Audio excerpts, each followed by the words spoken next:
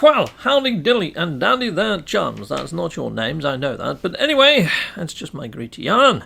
I have got a bit of a controversial sort of a tip for you guys. You see here, I've got all these hazard protections in. You're thinking, wow, that's a lot of hazard protections. I think I only need that one, you know, the cold world one. So I'm going to get rid of all these other ones. And you're probably thinking, Captain Steve, why? Why would you do that? Because now those biomes are going to cause you all sorts of grief, especially if you go to an extreme world. Well, I put it to you, chums, that during the actual Origins trailer and Next Gen trailer, whatever trailers, the newest ones, it showed the Exomech a heck of a lot, didn't it? Just strolling around on a lava world. And I'm thinking to myself, maybe they brought those extreme storms in because we now can weather protect ourselves in our Exomech. And when you look at the actual patch notes, the Exomech is the only exocraft that protects against extreme sort of planetary conditions. So I'm thinking, why not give it a test? Why not give it another second lease of life and use the Exomech a little bit more? Because perhaps that's how Hello Games wishes us to play.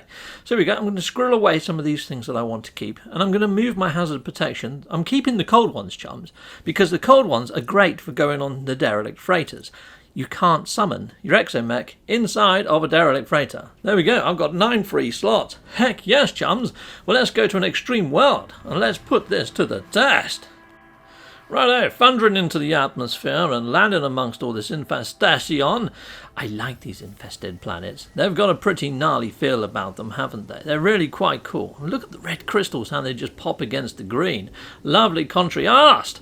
Right, well, here we go. I'm down on the actual planet's surfy ass right now, chums. Let's have a look around. Yeah, this one will have extreme weather, but at the moment it says extreme, but it's not a storm. So I can kind of weather this anyway without even having those modules in, really. It's not going down super fast. But all I'm going to do is call in my freighter. Now on my freighter, chums, I have got in every single one of the drives, so I can jump to whichever coloured system I want and call my freighter to whichever coloured system I want. That's quite an important step. You're going to need those. I've also got this teleporter.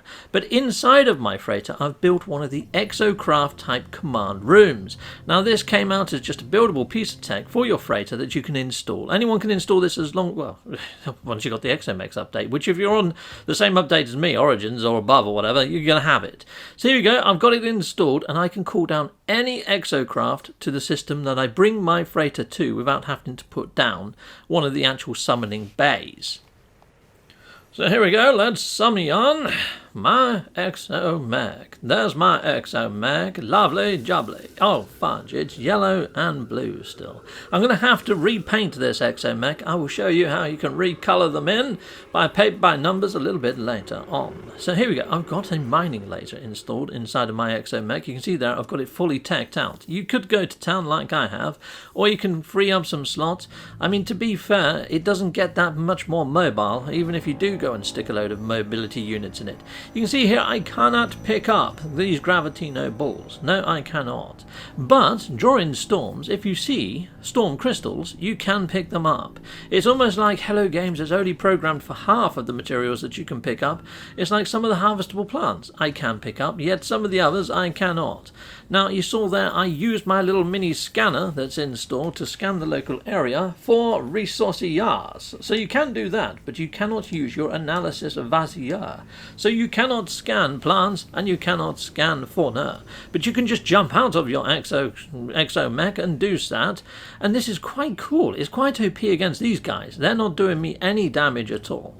It's like I'm not even taking a scratch or a dint. And even the sentinels don't do me much trouble at all. They come over, they scan you, but they can't work out what the fudge you are, and they don't call in reinforcements or anything. You can see there that I've triggered them, yet they don't do anything, and they don't really hurt you when you're in your Exomech. So that's another little tip. It's great for just strolling around on extreme sentinel planets as well, chums. So there we go, it sort of nerfs them. No sort of hassle at all. Look, you watch this. I'm going to use my laser and I'm going to laser this sentinel in the face. Normally they would call in reinforcements, right? No, not in this case. I'll just laser him. There you go. Go back to doing whatever I was doing. And yeah, now I've got myself a little sentinel chum. It's like having a sentinel pet. He's just going to follow me around wherever I go now. But yeah, can't pick these up for some reason. But yeah, you can pick up storm crystals, like I say, during a storm. So now the whole thing of having your Exomech rather than having a hazard protection, is to maybe test it in an extreme storm, Captain Steve. Yeah, so I'd be doing that now. So here we go. We're now in an extreme storm. You can see there my bar is taking a hammering. It is going down by a plethora of amount in a very short amount of time. I've caught in my Exomech.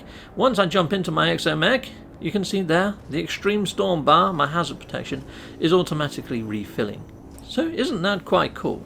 So even during extreme storms, I can just jump in and out of my Exomech and negate the actual damage and the hazards of this planet. So if I saw a nice creature or a nice plant that I wanted to scan, it's just a case of jumping out and giving it a scan. Anyhow, I'm going to try and change the colour of my mech. So to do that, I need to bring this up, and you can see here, I only need metal plating, ion batteries and paraffinium.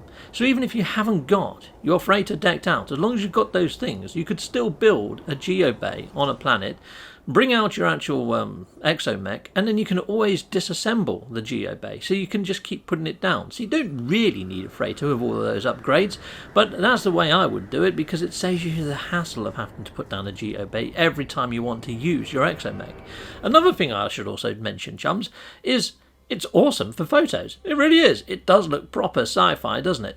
But other than that, if you go to a planet that has water on the planet, and you're wondering, well, do I still need my underwater protection modules? I've left one in anyway, because I like to scan creatures under the water, and I'm hoping one day they bring in larger fauna and more varied fauna underwater. So I've left one of my underwater modules in.